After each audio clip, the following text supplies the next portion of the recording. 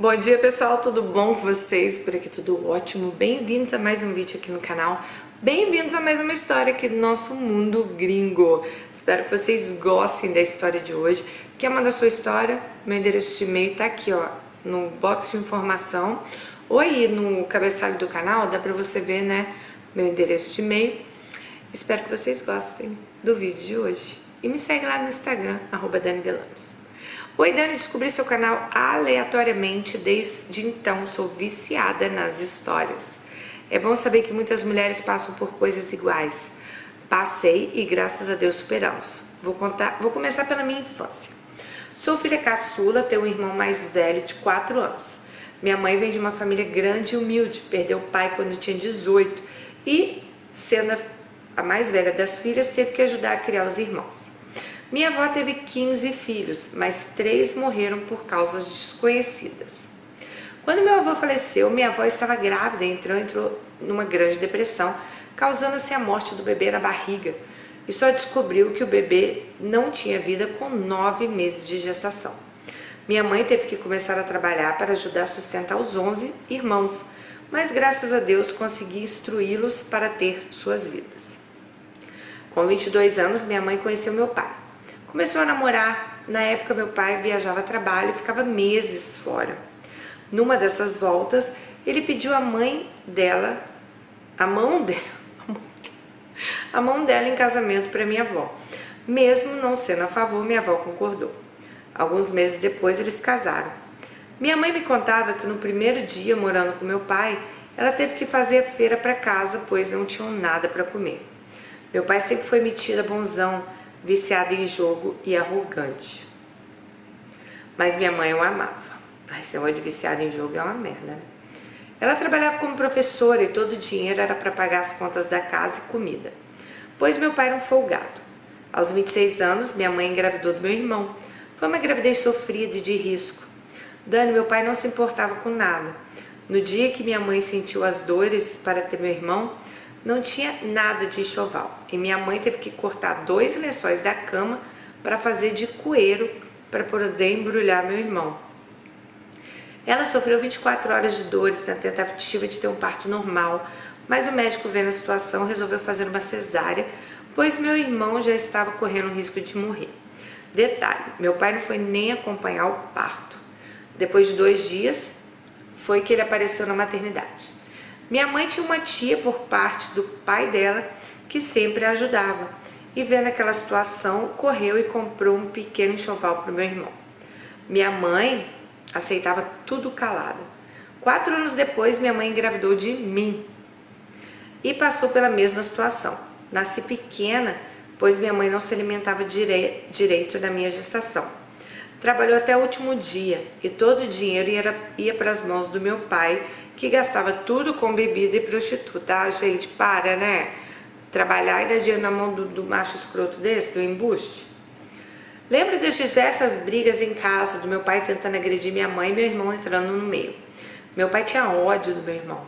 Eu não esqueço uma vez que, sem motivos algum, ele chegou em casa e tirou um pedaço do cabo de aço da bicicleta e começou a bater no meu irmão.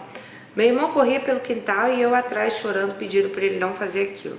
É um trauma que eu carrego até hoje. Depois da surra, meu irmão ficou com as costas toda rasgada e meu pai colocou minha mãe para lavar os ferimentos com água de sal. Estou contando isso chorando, pois foi a pior maldade que eu já vi na minha vida. Tomei ódio daquele homem. Apesar dele ser bom comigo, ele me chamava de princesa, eu sentia raiva por ele não amar meu irmão. Aos 16 anos, meu irmão foi expulso de casa por ele e minha mãe não fez nada. Ai, aquilo foi revoltante. Graças a Deus, minha avó materna já morava na cidade e acolheu meu irmão. Eu já sonhava em sair de casa, pois eu não conseguia entender o porquê a minha mãe se submetia àquilo. Dani, eu vi várias vezes meu pai com um revólver 38 apontado na cara dela e eu chorando para ele não matar minha mãe. Presenciei tantas cenas de xingamentos, humilhação, agressão. Acabei ficando deprimida, infeliz e sem saber o que fazer. Outro problema que me deixou com muitos traumas era o sexo entre os dois. Eu ouvia tudo do meu quarto, os gritos, tapas, eu não entendia o que era aquilo. Passei a dormir muito cedo para não ouvir mais aquele barulho. Para mim era agressivo. Sofri por anos, até minha avó perceber que tinha algo errado comigo e me levar para morar com ela. Dani era uma menina calada, triste, eu tinha medo de tudo. Tinha pesadelos com a minha mãe morrendo e me deixando sozinha no escuro. E fui cada vez mais me isolando do mundo. Tinha amigos, minha vida era de casa, não tinha amigos, né? Minha vida era de casa para a escola. Tinha uma ótima relação com a minha mãe, ela era muito boa, amiga, amorosa, sonhadora e sempre me incentivava. Me preocupava muito com ela, pedia para ela se separar do meu pai, para a gente poder ser feliz, e ela dizia que não era hora. No final de 1999, eu estava na roça, era onde ela morava com meu pai. E a gente conversou bastante, estava feliz, pois ela tinha me contado que estava guardando dinheiro para comprar uma casa perto da minha avó e iria se separar do meu pai e teríamos paz. Infelizmente, 2 dias depois, ele teve um infarto, não resistiu. Ela teve um infarto, não resistiu e morreu nos meus braços. Foi a pior dor que eu já senti na vida, ver minha mãe morrendo e não podia fazer nada. Eu sabia que ali a minha vida tinha acabado. Eu já senti uma tristeza antes e imaginava depois. Foi terrível passar por aquele momento. Os dias seguintes pareciam não ter mais sentido. Eu olhava aquela casa, as pessoas e eu não sentia nada, era tudo cinza. Meu pai, para se aparecer, disse que queria ficar conosco e que cuidaria da gente, mas era só fachada. Na semana seguinte ele foi no banco, sacou todo o dinheiro que minha mãe deixou e não falou nada com a gente. Passou a beber e jogar freneticamente. Acredito que gastou tudo em mesa de jogo. Meu irmão não quis ficar na casa e eu fiquei. Passei dias horríveis com ele, pois ele não comprava nada para comer e me deixava sozinha. Fora que ele tinha um ciúme doentio de mim. Ele não aceitava que eu conversasse com ninguém, nem sair na porta de casa. Logo fiquei doente, fiquei gripada, tinha fraqueza, febre. Pedi minha avó para mandar me buscar para ir no médico. Eu tinha perdido muito peso, eu estava desnutrida e com pneumonia. Minha avó cuidou de mim, mas não teve coragem de contar tudo que eu estava passando. Não tive, né? Voltei para a roça e continuei meu sofrimento. Um dia eu estava varrendo a casa, meu pai entrou correndo, pegou um facão. Eu comecei a gritar, ele me empurrou e disse que ia matar um homem que estava jogando com ele. Me tremi toda, gritei para ele não ir. E graças a Deus os vizinhos vieram e não deixaram que ele fizesse aquilo. Aquilo foi a gota d'água que faltava. Naquele dia eu saí, sentei na calçada da vizinha e ficamos conversando. Do nada, aquele homem veio, me xingou de tudo quanto é nome. Eu fiquei sem entender. Ele me colocou para casa e eu fiquei morta de vergonha. Entrei, ele me deu um tapa na cara e me chamou de puta. Virou as costas e foi para a rua jogar.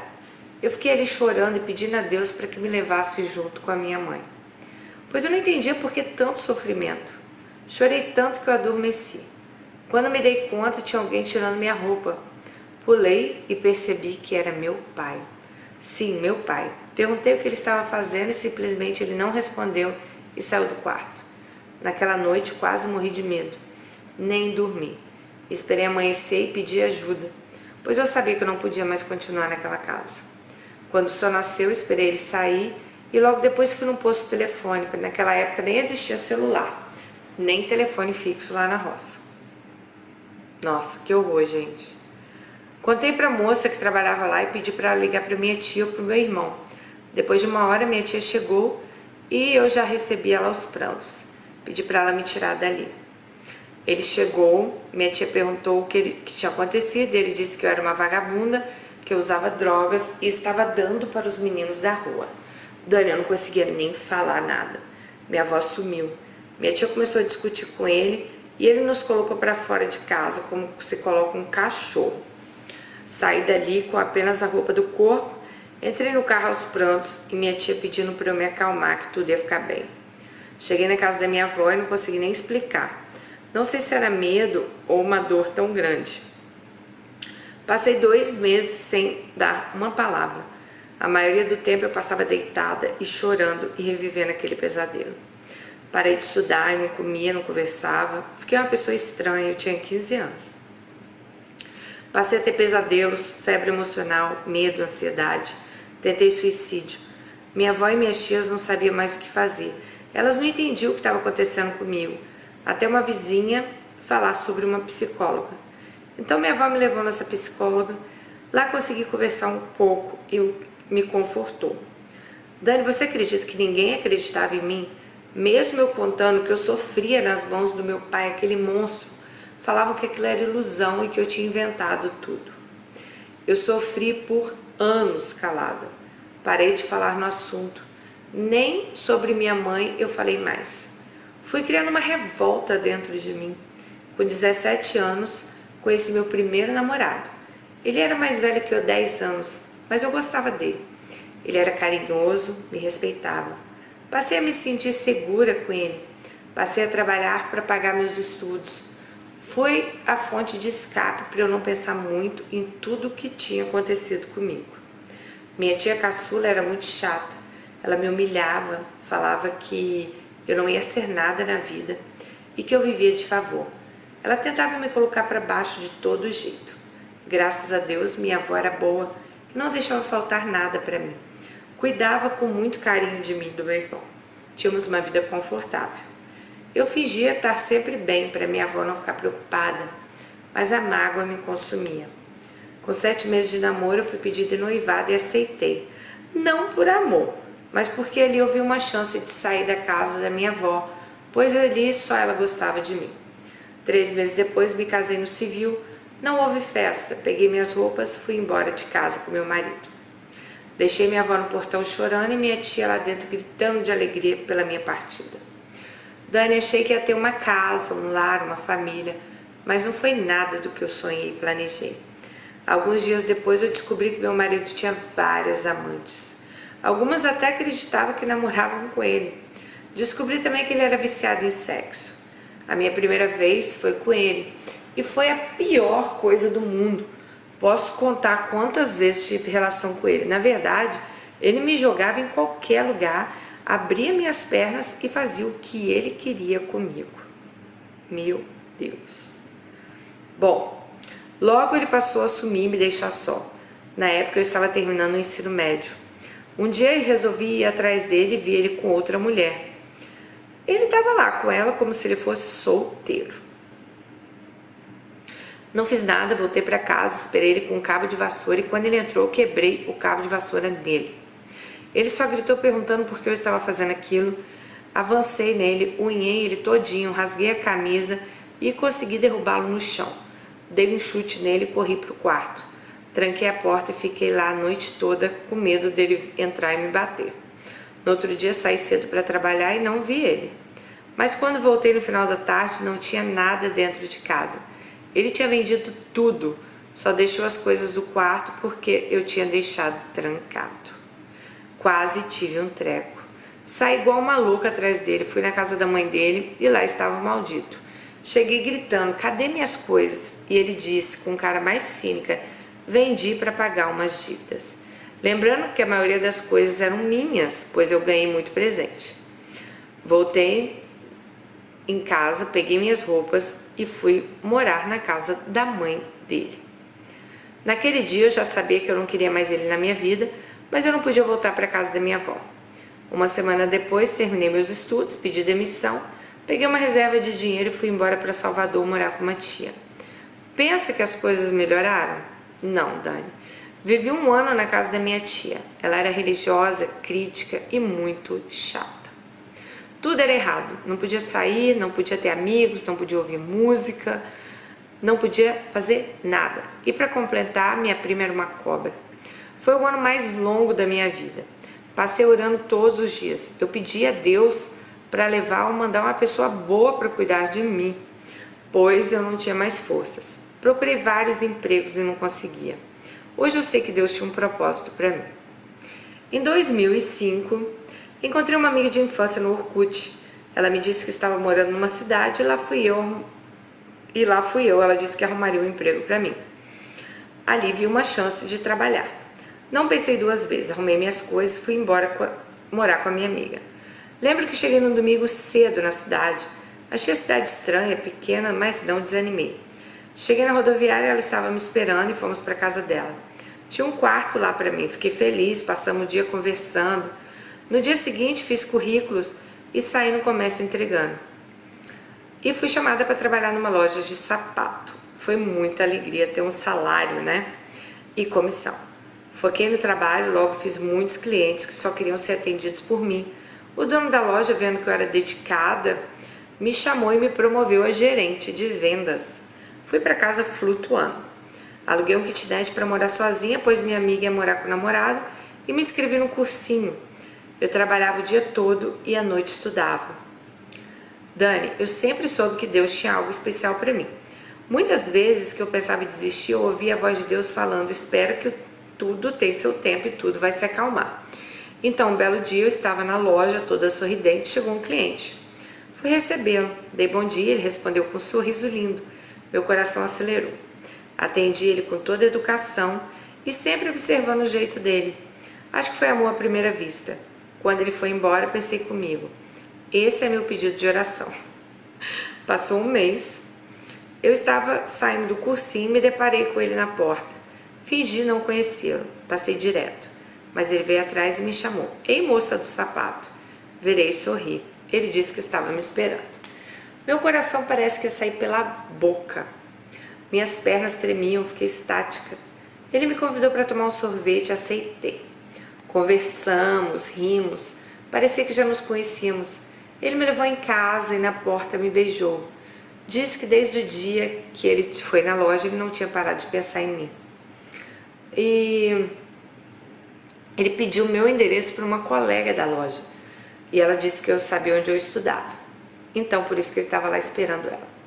Depois de um mês, ele me mandou um mega buquê de rosas vermelhas, chocolates, no cursinho. Foi um alvoroço na sala. Eu queria sair, ele estava na porta, se ajoelhou na frente de todos e me pediu em namoro. Foi a coisa mais linda da minha vida. E claro que eu aceitei.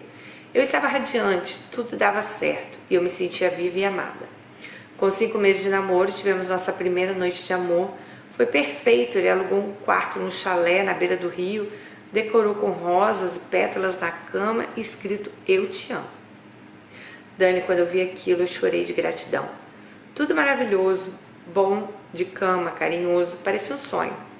Namoramos por 7 meses, mas cada dia o amor e o cuidado com o outro só aumentavam.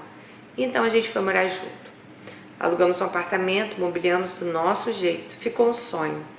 Ele trabalhava e estudava, estava no último ano do curso de administração. Logo passei no vestibular, mas decidi não cursar, pois não tinha certeza que era o curso que eu queria. Em 2008 passei no curso que eu queria. Foi uma felicidade, ele me incentivava muito, me ajudava a estudar, me levava, me buscava na faculdade, saía comigo, meus colegas, todos gostavam dele. Em 2009 comecei a passar mal, sentia torturas e minha patroa me disse: você deve estar grávida. E eu fui fazer o exame, né, toda apreensiva, e sim, eu estava grávida. Foi um misto de alegria e medo. Corri, liguei para ele vir me buscar e ele se ajoelhou aos meus pés, começou a chorar e beijou minha barriga quando descobriu, né? Foi lindo e emocionante. Dia 3 de outubro nasceu nosso menino. Foi o dia mais feliz de nossas vidas. Bom, hoje meu filho tem 10 anos de idade, temos 15 anos juntos, posso dizer com toda certeza: o amor existe e é a coisa mais linda e maravilhosa que pode ter nesse mundo. Minha casa é abençoada e feliz, temos nossa própria empresa, trabalhamos juntos, não nos desgrudamos para nada. A gente planeja muito o nosso futuro. Nosso filho é uma bênção, inteligente, amoroso, educado. Podemos sim, Dani, superar as coisas ruins que aconteceram no nosso passado. Basta a gente não se entregar e não deixar de sonhar. Ter fé em Deus e ser perseverante. Sou uma mulher realizada, forte, feliz, grata. Um beijo no seu coração. Você é um exemplo de mulher guerreira e forte. E eu me sinto sua amiga. Deus abençoe infinitamente a sua vida. Ah, Alice, e a sua também. Nossa, até que enfim, né, gente? Uma história assim, daquelas que a gente fala: nossa, que legal, a gente amou, né? Que superação. Eu acredito muito no que você falou, sabe? Nem vou comentar do início da sua história, porque a gente tem tantas histórias de abuso aqui no canal, infelizmente. Eu acho que foi muito você ainda perder a sua mãe, né? Que era tipo, querendo ou não, era seu porto seguro ali. E você ficar lá à mercê do seu pai. Mas eu achei você bem corajosa.